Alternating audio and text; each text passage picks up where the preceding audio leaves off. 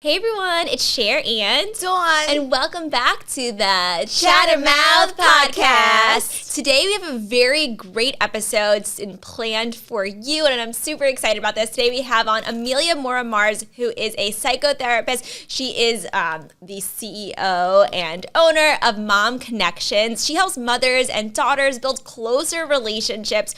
We love this. That. Really. I mean, you are just fabulous because I believe in mothers and daughters having a close relationship. So more power to you. So right up our alley. Yes. So before we get right on into this topic, can you first tell our listeners a little bit more about yourself and what you do?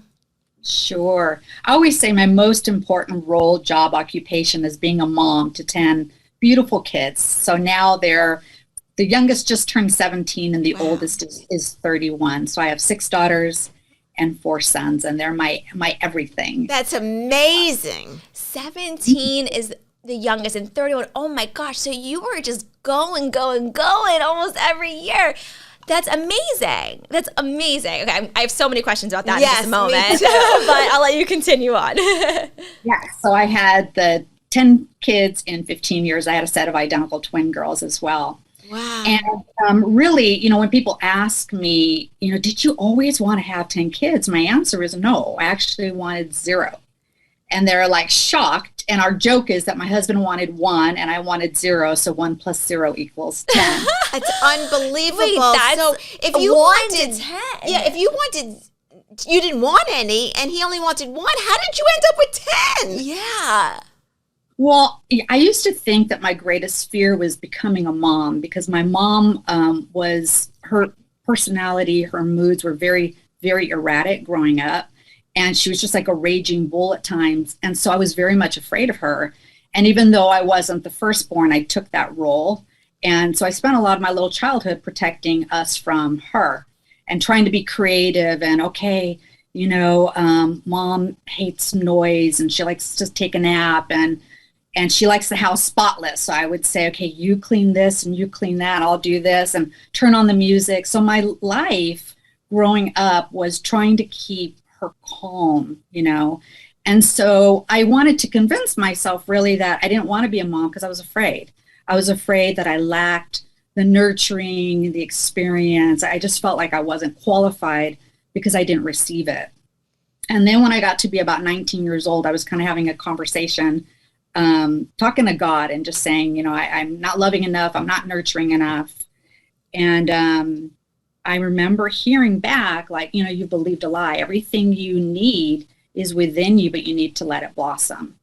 And so what I really learned was that my greatest fear was not to become a mom, but not allowing something that was really me to grow. Because I really contemplated just being a businesswoman and just being indifferent and just not being warm and fuzzy, but that's who I really was at my core, was really loving and nurturing.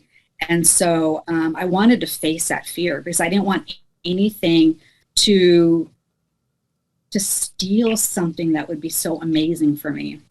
And then I started to wonder, well, what if being loving and nurturing and playful, what if having kids brings that all back, to me and just creates this amazing life for me. And, I watch you two and it's so, so cute. And I was watching one of your episodes and you were talking about Bella and that, the decision to wean and whether you should, and you were talking about how it's a difficult choice.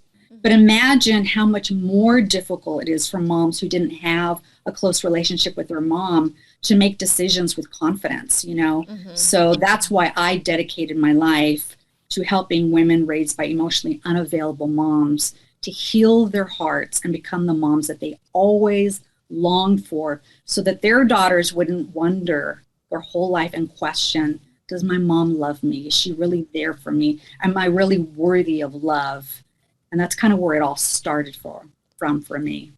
Wow, that's just wonderful. I mean, you're really making such a difference in this world, and for young, girls, who don't have that don't have learn that, they can still have and they that. could break that cycle for their children someday. I mean, that's like amazing that you're doing this. So do you also work with mothers who have problems? Yes. So in my private practice, I probably have about 10 young ladies now, like from 18, like college age.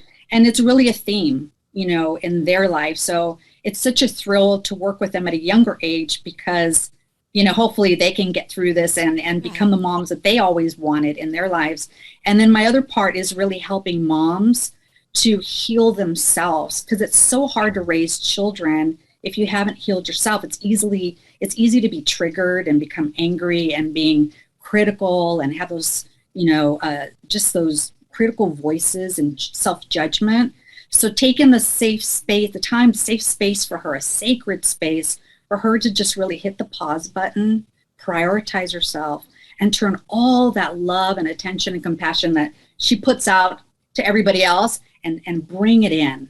To bring it in and just to have a time of healing for her. It makes all the difference. Wow. That is such a beautiful thing. I love that so much. Is there anything that you'd recommend to try to heal for mothers and daughters? What can they start doing now? If say you're not as close with your mom, but you want to become closer, is there anything that they can start doing or start implementing even today to start trying to heal that bond and become closer that you usually recommend? If I'll start with the mom, and I think the mom really is to heal herself, because it's more than just parenting techniques, because I have 10 kids, right? And I have my oldest one has bipolar disorder, bipolar 2. I have one on the spectrum. So how I show up has to be a little bit different for each one of them, right? So one parenting technique is not really going to do it. So it's really more about me and healing myself and knowing myself and being confident so that I can slightly pivot to that child and connect to them in a way that's meaningful for them. And then with the young lady, there's just a lot of pieces to it, because I think about, it depends on where she is in the relationship, and it depends on where her mom is too, like if they're close, but to really put out that desire and really, I think part of it is just like also to heal herself and be able to present to her mom that they really long to have a close relationship. And they might be afraid, right? They might be hesitant. There might need to be forgiveness, but to be able to express that to mom if mom is willing, capable, Yeah. It's a risk. It is a risk. So what happens if the mom isn't willing? What do you do then? Well, I'm thinking about my life, and I remember thinking that I needed to forgive my mom, but I didn't want to. I really, really didn't want to. And I remember thinking, I don't want to forgive, but I want to. Right. And this really strange event happened where she had a fight with my father, who wasn't really a physical man, but there was a physical altercation. And out of all the kids, she comes knocking at my door, and she's looking for a place to stay. And I wasn't there yet. I wasn't in that place to forgive her. But I remember, having her come in, and I was pregnant with my second daughter. And I knew she needed a place to stay. And because I was pregnant and a little bit like my first trimester, but kind of near the second, I knew that my clothes would fit her because it was pre-maternity. And I remember thinking, I need to share what I have and invite her in. And my mom's always been a napper, and she was napping on the couch, and I could see her sleep and her body move in pain because my father had her on the ground and was hurting her, kicking her, very, very sad. And I remember her saying when we were growing up, my parents hit me breakfast, lunch, and dinner.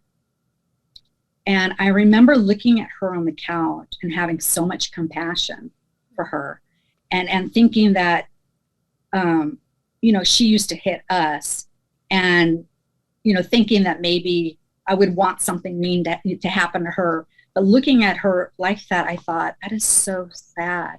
And I just had so much compassion for her. And so I chose to forgive her. We never had a conversation about it. But then we fast forward till I was 40, and there was another knock at the door. And it was my mom. And the daughter that I was pregnant with was standing right there. And my mom looked really nervous. And she said, could you ask Rachel to leave and go to another room? So I asked her if she would go. And my mom said, I was just at a retreat. And the nun told me that I need to ask you for forgiveness. So for me, it must have never occurred to her, because she used to say, why can't you forgive me? Why can't you forgive me? And I thought, because she never asked. She always demanded it, because maybe for her it was easy, So she says, so the nun said that I have to ask you for forgiveness. And then she got on the verge of tears. And this is where I always get on the verge of tears. And she said, why was I so mean to you? And because I had done my work, I said, because you did to me what was done to you. And she said, yeah, you're right. Wow. And in that moment, I accepted her forgiveness. She knew that I understood, and I invited her to forgive herself for what had happened. And so it really, in that moment, it was, it's just about to turn 40. I just thought that was like the best birthday present, that to come full circle. So sometimes, you're questioned on, sometimes the mom's not ready yet. They don't have the self-awareness. And when a young lady goes to therapy, she does. She starts to develop that, but it doesn't mean her mom is, and sometimes moms pass away and they don't get to do that face to face. But if we're doing the work for ourselves, it'll make such a difference. I tell women all the time, that every woman and every mom stands on the bridge between the past and the future. And only we can do the healing in the present. There's no one else. We can't defer that or delegate that to anybody else. And so it's a gift we give ourselves. It's a gift we give our children and our future generations. Wow. So you decided to break the same cycle with your children. It's one thing to decide to break a cycle. It's another thing to actually, to do it. Because sometimes we just do these things without even realizing unconsciously, it. you just repeat it. We end up repeating. And, like how my mom always, like a lot of times will ask me, because I have a daughter who's 3 now, and my mom will say, oh, like, what would you do differently? And I think about what would I maybe do differently? But I wonder if I'll end up just repeating a similar pattern. Is there any tips, or do you see that often? Does a lot of times do you end up repeating, or if you didn't like something, you really try to change it? Sometimes when I ask a woman, like what's her goals, what would she like to change? Sometimes she doesn't know what to do. Mm-hmm. She just realizes this is what I don't want to do. Right. So that's where she might start. Okay, these are the things I don't want to do. And for me, children are like little mirrors. Their little eyes or little faces reflect back. You can't hide their little faces. And I remember one time being angry, and I could see the fear in one of my children's faces. And I thought, oh no, I don't want to do that. I don't want to do that. So if we're really paying attention and really looking at those little mirrors in our life, and, I had a choice. I had a choice right there. Okay, what am I going to do to not do that anymore? Yeah. So it's just micro moment choices. Mm-hmm. It's always between the thought and the action. That little space is where we choose to grow or not. So it's a series of micro moment choices of behaving a different way. Yeah. Wow. I love that. This is it's like very eye-opening. You had said, you have 10 children. That's amazing. And at first you weren't even sure if you wanted any. And then, your husband only wanted, possibly one. Like that's, I'm in this area right now of my life where I feel like I have one daughter, she's 3, and I always go back and forth on, do I want more kids? Because I'm so happy with just her. My whole life, I always wanted to have a lot of kids and like maybe adopt or foster or, I love children, but I'm so happy with her. But now I don't know if I even want any more kids, but she's starting to get older and I don't want to miss the window if I decide to. How did you end up deciding just to keep going for another? I'm just curious from a woman who now is 10. It's about that time in our podcast where we're going to hit pause because we have something really exciting that we want to share with you. We wrote a book together. That's right. It's called A Bond That Lasts Forever. And basically, it's how we got this close and how you can too. It goes over all of our life's ups and downs, our struggles and obstacles, and became as close as we are today. We share tips and quotes and actionable steps on how you can create your own ideal relationship. We even share photos on us throughout the years so you can see us on a whole different new level. It's so true. Anyways, we loved writing this book, but we hope that you love reading it just as much, or maybe even a little bit more. Anyways, you can pick up the book at abondthatlastforever.com. You can get it at Walmart, on Amazon, at Barnes & Nobles, or wherever you get your books. Hey, you're stealing my line. Anyways, we hope you love reading it. Now, let's get back to the podcast.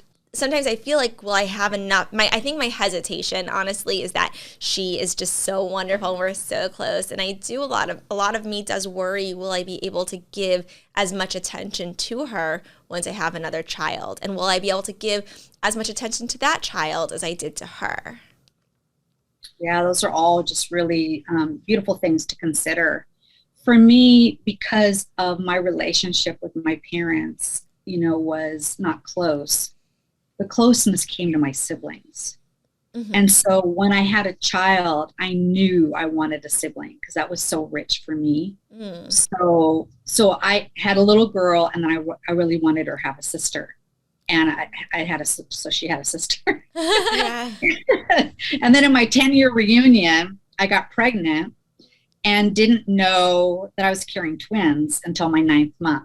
Oh, wow. Till your till your 9th month? But you knew you were pregnant with one?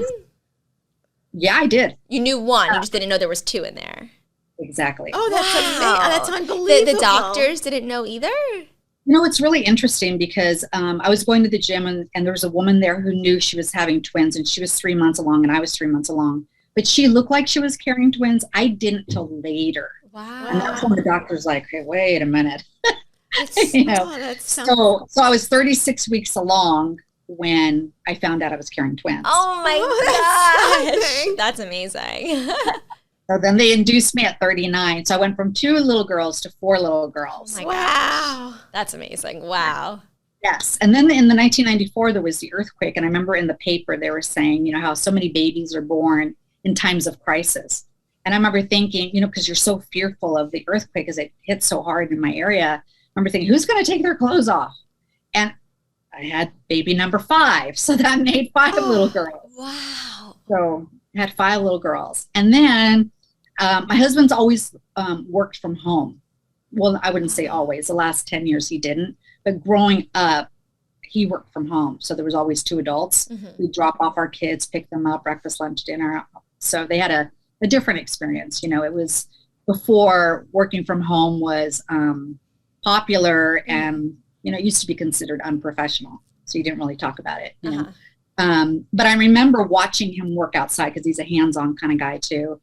And I remember thinking, man, he would be a great dad to boys. So then I had a little boy. Wow. And then I thought, but he needs a brother. So that's kind of how it happened. Oh my! And I was missing a little girl. And I thought, gosh, I miss having a little girl. Had a little girl. Had a little boy. Oh, but he needs a brother. And so the last 2 were boys. Wow. Oh, wow. That's unbelievable. I was 40 at that time. Oh my gosh, that is amazing. How did you do it? How did you how do you give each one the attention they need? Like so many. How do you even put their clothes on? How do you even feed them? My sister says about my husband, it's like having another woman in the house because he can cook, he can clean, he could do little hairdos, he can bake, he can, So at the time though, to be honest, I didn't know about the work that I do, attachment. So all I knew was really Latina families and a lot of kids. I didn't really think about how am I going to give attention to each one.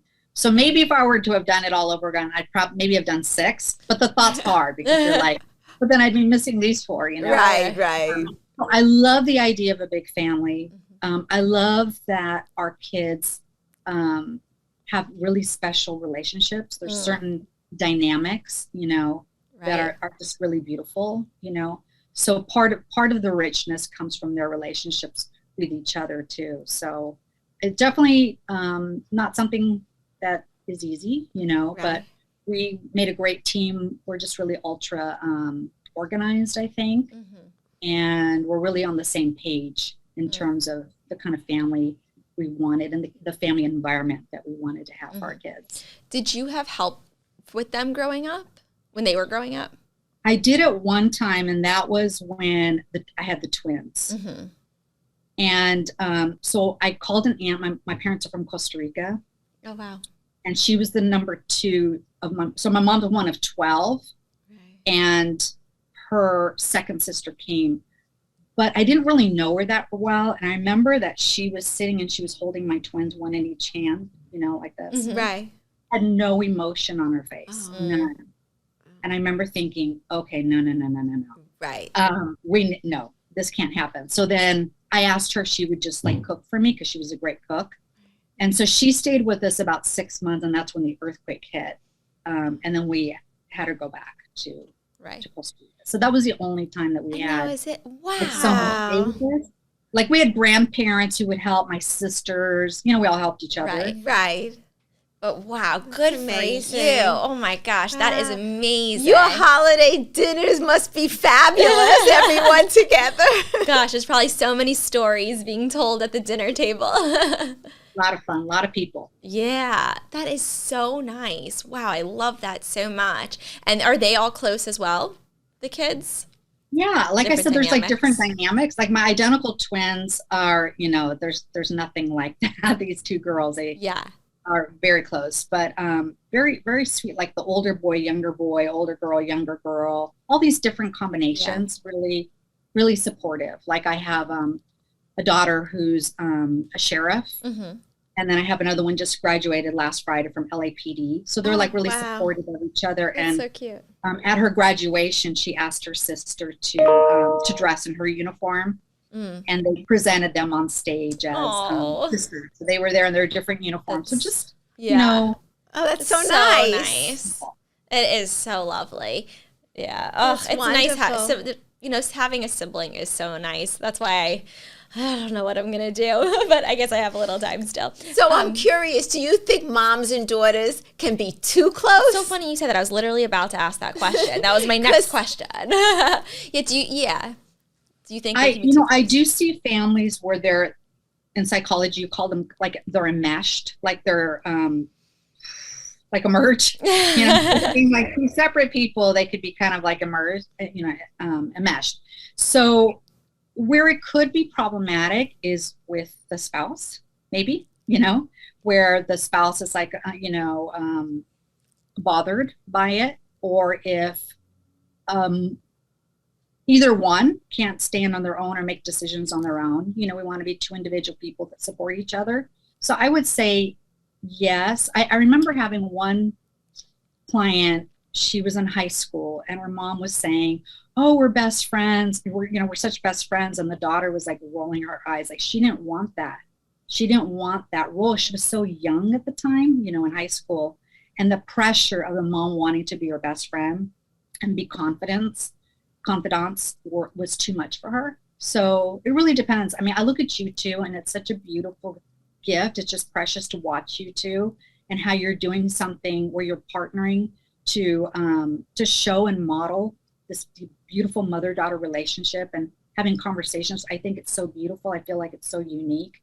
So for some people it doesn't work. It looks like it does for you. Right. Thank you. Thank you very much. Yes. You just said about the best friends. Is it okay to have your mom as your best friend? What's your thoughts on that? I think as adults, I remember one of my girls, and she still says it. She says when when I get married, I want you to be my maid of honor. Oh, I love it. So I can maid of honor, the mother of the bride, So it's very sweet, but she's an adult now. I don't think there's anything wrong with that if it's mutual. Right. I just wouldn't want, if a daughter's too young, I would want mom to have her own friends and go to people her age, right, to allow the space for the young girl. But I think when you get older, friendship is a goal. I think so too. If you can work through that and love each other and support each other, it's just a beautiful, beautiful thing. Yeah, I totally agree. I had posted a while ago a TikTok video of my mom and I saying how my mom's my best friends, and I got a lot of slack on it from people saying your mom is your mom, she shouldn't be your best friend. But I feel once you become, an adult, like, why can't your mom be your mom? It's, also be your best friend, the person who gives you the most advice and is there for you and support you and seen you through your worst and seen you at your best. And I feel like that really is a best friend and been there for you throughout. I personally, my mom is my best friend. I don't see anything wrong with it. But you know what? I did get a lot of feedback of people saying, like, that is not okay.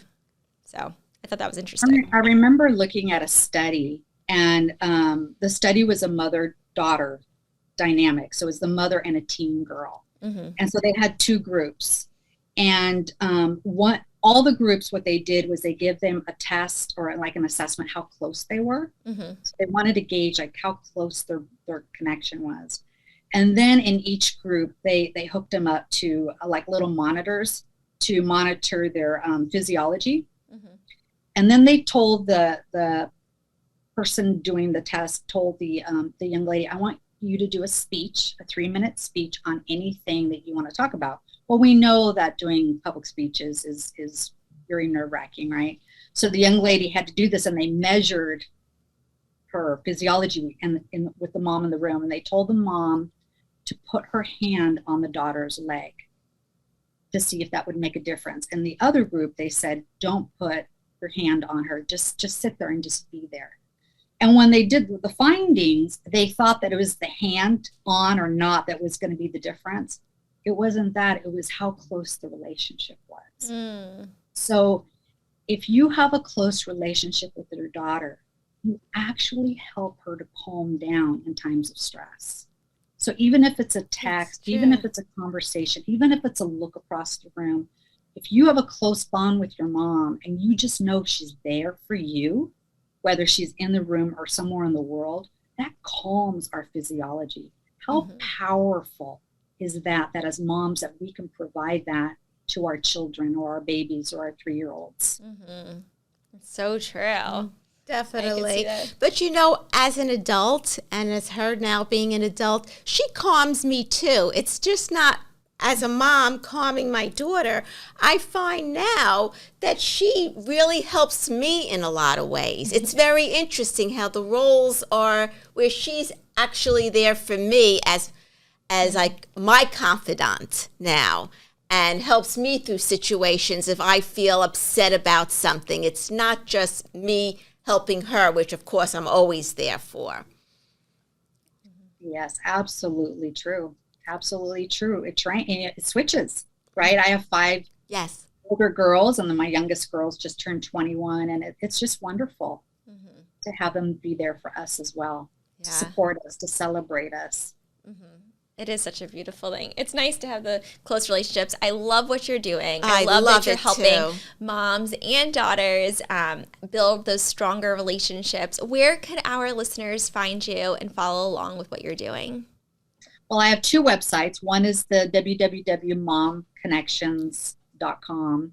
And then my other one that I'm transitioning to is the 10X Mom Coach. Perfect. Wonderful. Well, thank you so much for coming on the Chattermouth podcast. It was so nice speaking with you. Thank you. And likewise. Thank you. I think Amelia is just fabulous. I mean, to be able to help other daughters and moms have a relationship and find their own bond. I mean, that's what I want for everybody, you know, and it's really special how she works with them to develop that, because not everyone has a bond, and it's sad. I mean, we think they do because we have a close bond, but not everyone does. But it shows you no matter what stage of life you are at, you can get that bond if you want it. Yeah. You just have to be willing to put the work in, and then it will just flow. I really believe that. It is interesting. It's like so much pressure on moms to be good moms, though, because it really changes your child's future. Like your their future relies on you a lot of times, like what they're going to be like, how they're going to feel, their emotional, like, you know, dependence, all of that. The mom plays the major role in how you're going to develop as a child, as you're going to grow. I mean, it's really the core of who you are, and it's crucial, and it's hard, and it's sad sometimes because maybe the mom isn't the best mom, but you know, but you don't have to repeat hard. that. And she's like a prime example of like, you didn't like what you had growing up, so I'm going to change it for, you know, when I get older. Exactly. And I think that you can't always change your mom, but you can change yourself, and you can be the person that you want to be for your loved ones. Yes, and that's what's so wonderful. You can create your own life, and any situation that is bad and you know that it's not the right situation, you can turn it around, and that's what's so great, because you can make a difference. You can make a bad situation into a great situation. Yeah, it's so true. But can you imagine having 10 kids? I can't imagine having 10 kids. It's so cool, though. Like, it's so awesome. And she really didn't have much help. I mean, that is amazing. I don't know I feel how like it she takes a did village at that point. I mean, it is a village. It's its own village. She looked great after 10 kids. I would have no hair. Like, Yes. I'd literally be pulling out my hair. I would have no makeup. Like, what's that? You know, like, crazy, amazing. I give her so much credit. I do, too. And then to still be helping other people on top of your 10 kids, like, wow, very cool. And go to school and become a psychotherapist. Yeah, Amazing. so cool. Well, if you are looking to become closer with your mom or your daughter, you can also pick up our book, A Bond That Lasts Forever. And I say this because if you're looking for different like tips and things that you can do to become closer with your mom and daughter, we talk all about our experiences from when I was like a little girl growing up, but when she was pregnant, you'll see pictures of her. Oh, it's my like God. so funny. Had the biggest stomach. Oh my gosh. But like we've always been close, but we've definitely had fights. We've had arguments, and like we've gotten through it. And Those teenage years are hard. yeah, sometimes Those it's are tough. hard, yes. But you know, every mother and daughter are going to have arguments. I mean, if you didn't, you're not telling the truth. It's the way you get through the arguments and get yourself closer. Yeah, I totally agree. Totally. Couldn't have said it better myself. But anyways, I hope you enjoyed this podcast episode, and we will see you all next time. Bye.